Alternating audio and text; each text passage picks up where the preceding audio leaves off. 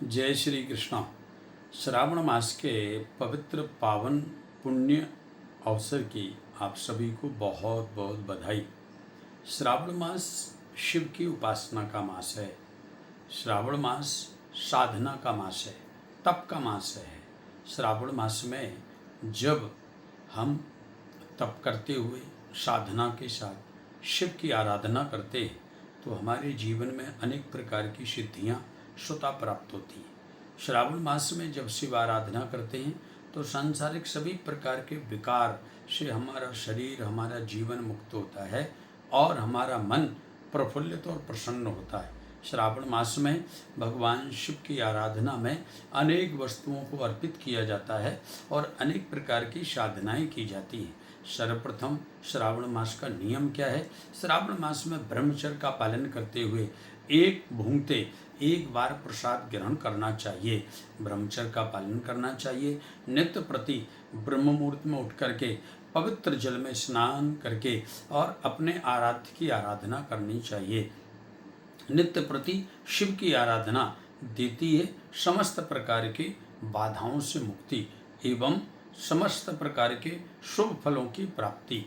शिव जी की आराधना के लिए नियम है। श्रावण मास में नित्य प्रति शिव जी को जल की धारा से अभिषेक करें। जल धारा शिव प्रिया, शिव जी को जल की धारा सबसे प्रिय है, इसलिए नित्य प्रति जल में कुशा डाल करके कुशोदक से अभिषेक करें एवं शिव जी को बिलपत्र अर्पण करें। श्रावण मास में बिलपत्र चढ़ाने से बहुत बड़ा होता है लाभ। त्रिदलम त्रिगुणाकारम त्रिनेत्रम च त्रिधायुधम त्रिजन्म पाप संहारम बिल्लपत्रम शिवार्पणम। शिव जी को बिल्लपत्र अर्पण करने से 3 जन्मों के पाप समाप्त हो जाते हैं और शिव जी आपके ऊपर विशेष कृपा करते हैं। शिव जी की उपासना में षोडशोपचार से करनी चाहिए पूजा।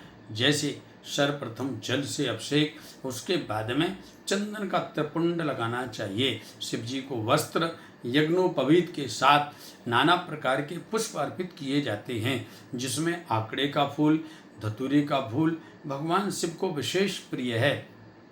साथ ही समीपत्र श्रावण में 1.25 लाख अर्पण करने से बड़ी से बड़ी समस्या स्वतः समाप्त हो जाती है।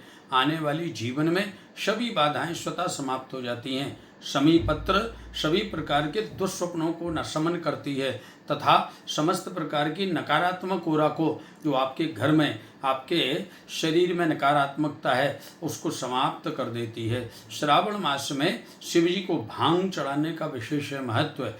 भंग अर्पण करना चाहिए। जल में थोड़ा दूध और भंग डाल करके शिव जी के ऊपर अर्पण करना चाहिए। ओम नमः शिवाय पंचाक्षर मंत्र का उच्चारण करते हुए शिव जी पर भंग अर्पण करें। उसके बाद में भस्मी चढ़ाएं। भस्मी चढ़ाने से यह भस्मीभूत जो शरीर है, यह समस्त प्रकार के रोगों से मुक्त हो करके आरोग्यता को प्राप्त करता है तथा यह स्वस्थ मन से और शरीर से दोनों से स्वस्थ करता है। श्रावण मास में शिव जी को कौन सा फल अर्पण करें? श्रावण मास में शिव जी को ऋतु फल अर्पण करना चाहिए। जो भी ऋतु फल हैं उन सभी को अर्पण करना चाहिए तथा ओम नमः शिवाय का जाप करते हुए सत्यम वद, सत्य बोलना चाहिए। प्रियम वद, प्रिय वाणी से संसार के लोगों से व्यवहार करना चाहिए तथा श्रावण मास में सभी प्रकार के विषय और वासना का परित्याग करते हुए तथा समस्त प्रकार के मादक पदार्थों का परित्याग करते हुए साधना करते हुए शिव जी की आराधना करनी चाहिए। पंचाक्षर मंत्र का जाप अवश्य करें। श्रावण मास में रुद्राक्ष अवश्य धारण करें। यह सब करने से मिलेगी सभी प्रकार की शुभ फल की प्राप्ति और जीवन होगा आनंदमय। आप सभी को पुनः श्रावण मास की बहुत बहुत शुभकामनाएं, बहुत बहुत बधाई। जय श्री कृष्ण।